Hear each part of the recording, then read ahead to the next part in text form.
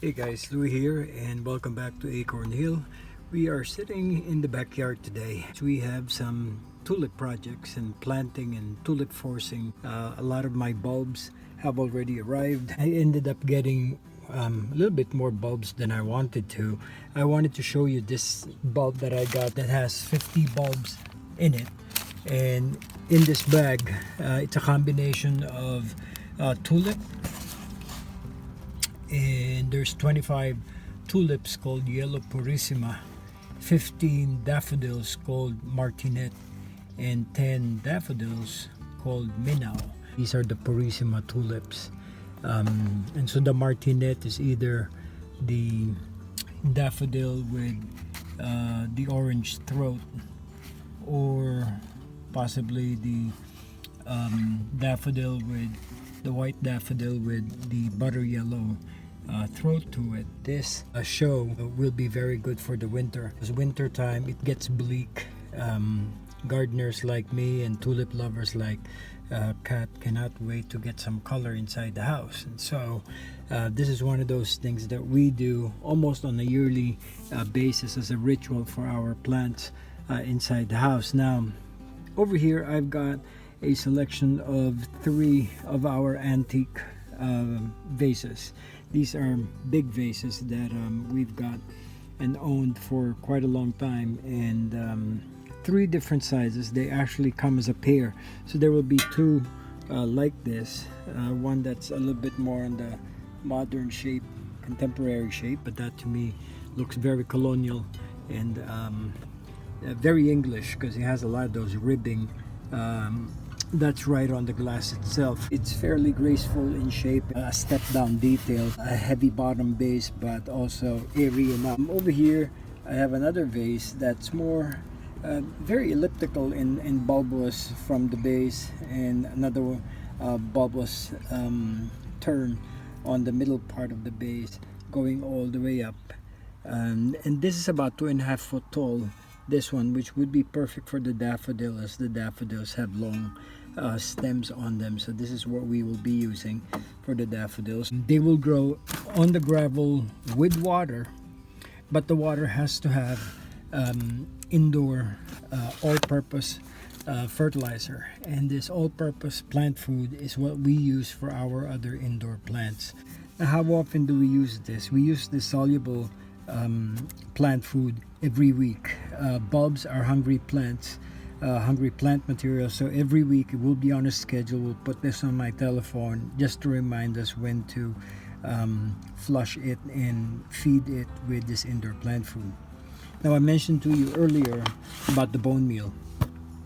This is my secret ingredient in growing big bulbs, big flowers, big blooms, whether I plant them in the ground and whether I plant them in this type of preparation. What bone meal is ground up bone material, animal bones that have been ground up.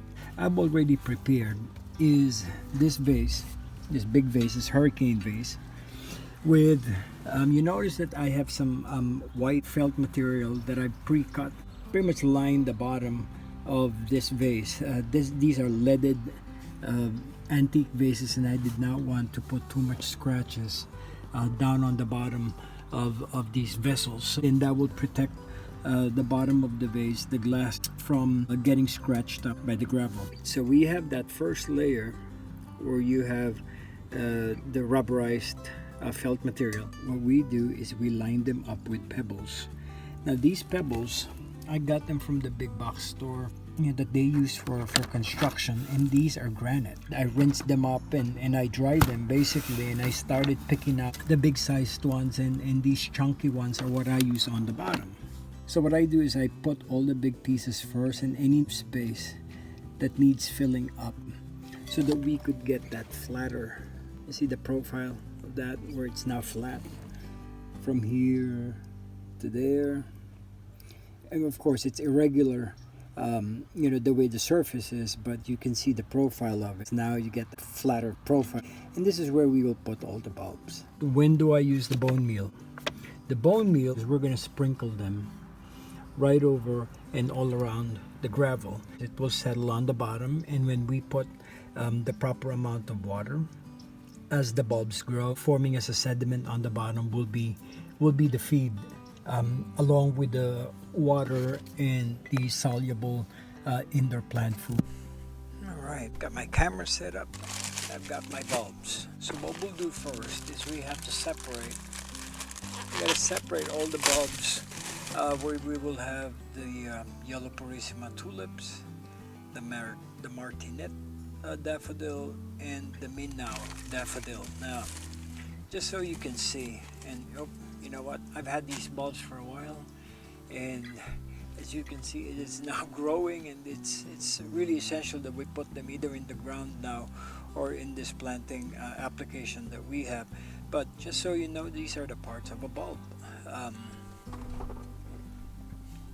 The bulb has what they call the basal plate, where you have all the roots, and it's similar in shape to an onion. So it's shaped like a teardrop, and all these roots will grow from that end. And the way we plant it is, here's where the gravel is going to sit, and you plant that. That's where the gravel is. You place it right on top, and you allow, well, right now with the increase in temperature and everything, it is now growing, and you have this nice healthy stalk about to come up. So what we'll do is we'll place them exactly how I explained to you earlier, and right now we got to separate all of them, the martinet and the other plant material and the other bulbs. So give me a minute. So, as you can see, we've separated them. These are the tulips. This is that one batch of daffodil, and there's the other batch of daffodils also. But any bag that we get, it's inevitable that you would get a spoil, which this one's rotten, and this one, it may appear that it's not rotten on the outside, but on the inside of it, you see the tip of it. That's where the rot is happening. We don't want this to be mixed in during the growing process of these bulbs, because this will spoil the entire batch, and so we're going to discard this. And the tulip is different in shape compared to a daffodil, as you can see. Right? The daffodil always has, they both have that nice paper wrapper around them, but the daffodil is different in that it is really pretty much shaped like an onion, and so there's multiple layers of paper that cover the fleshy part of the bulb, while tulips usually only have one paper wrapper around it. That's the basal plate. Again, as you can see, we have healthy roots that cannot wait to come out, and so give it water and proper temperature, this will just take off. Again, it's shaped like a teardrop. That's the base, and that's where the growth will happen if they are planted well. The tallest vase that I have, the rubberized liner. There we go. So that white material on the bottom is the rubberized liner, and what we'll do is we'll pick out all these stones big enough, and we'll just line them up on the bottom. And I'm very careful. I'm placing them one after the other so we don't scratch up. Gotta be very careful in placing them so we don't scratch up the bottom of this lead vase. Alright, now that we got that first layer of gravel all placed stable and pretty much on a flatter plane, just adjust this one granite so it doesn't go all over the place. Now it's time for us to put the bulbs, and what I do is I choose the biggest one, or the heftier ones, and that's what I put in the middle. So what I'll do is I'll just put it right there, stand it up. Again, remember that the basal plate, the part of the bulb where you have the roots, is the part of the bulb that will touch the gravel inside. Okay, you want to make sure that they're nice and snug. There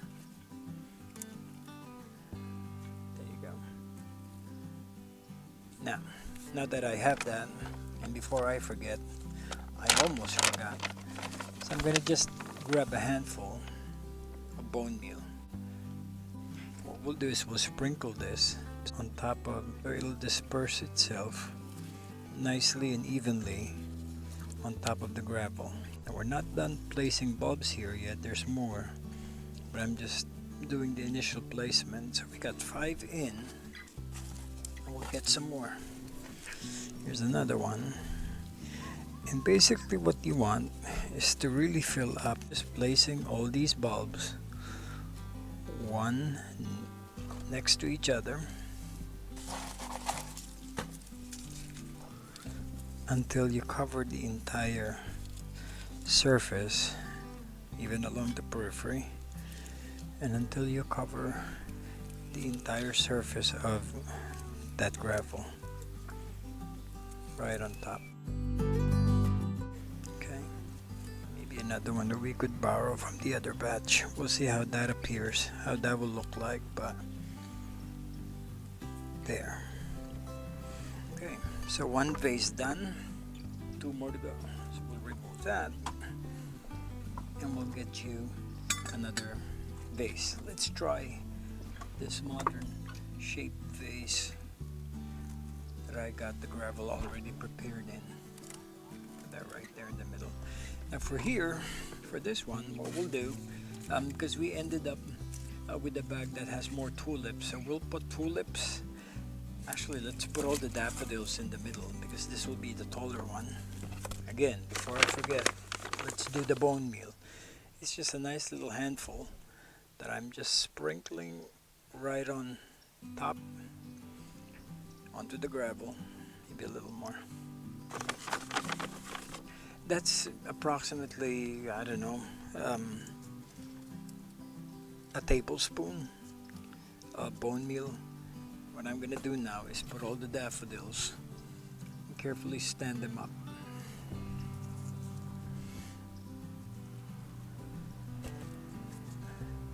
And get them all nice and cozy back here, right in the middle. Okay.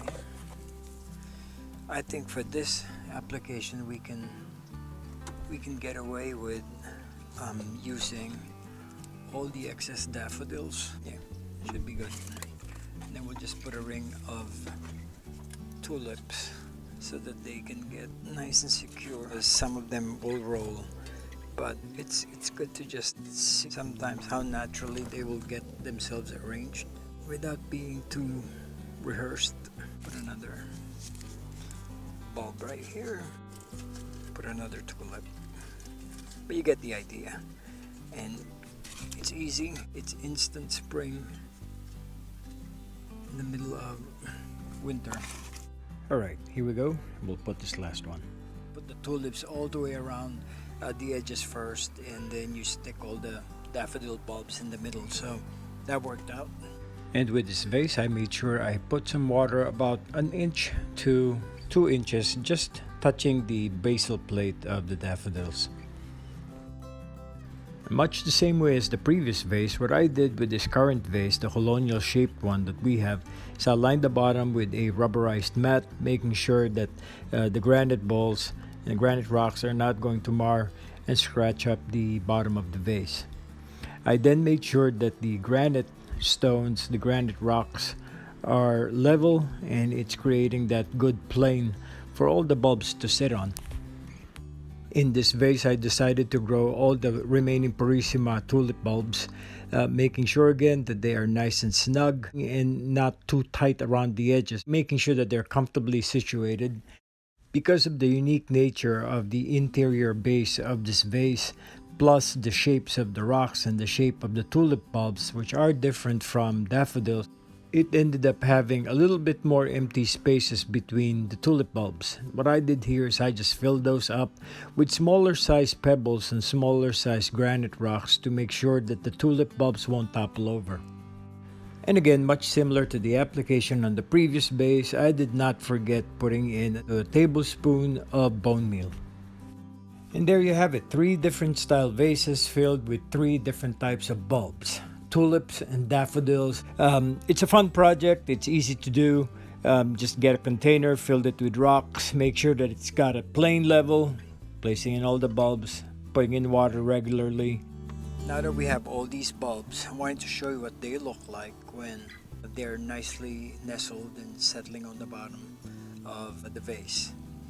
You see the plane that we were able to create there, fairly straight. That's the daffodil, which is on the center, and the tulip combination for modern hurricane that we have.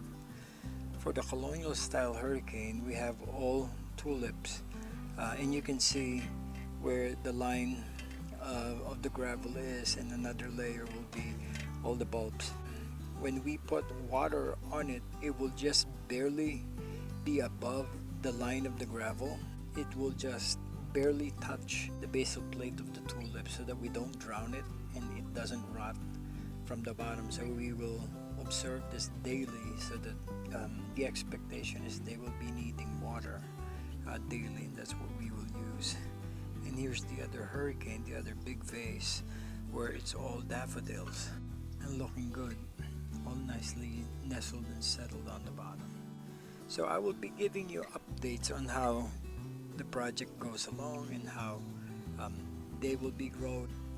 We'll get a good growth, a good amount of flowers, and a good amount of foliage coming from this project. So I hope you enjoyed today's video and learned something new.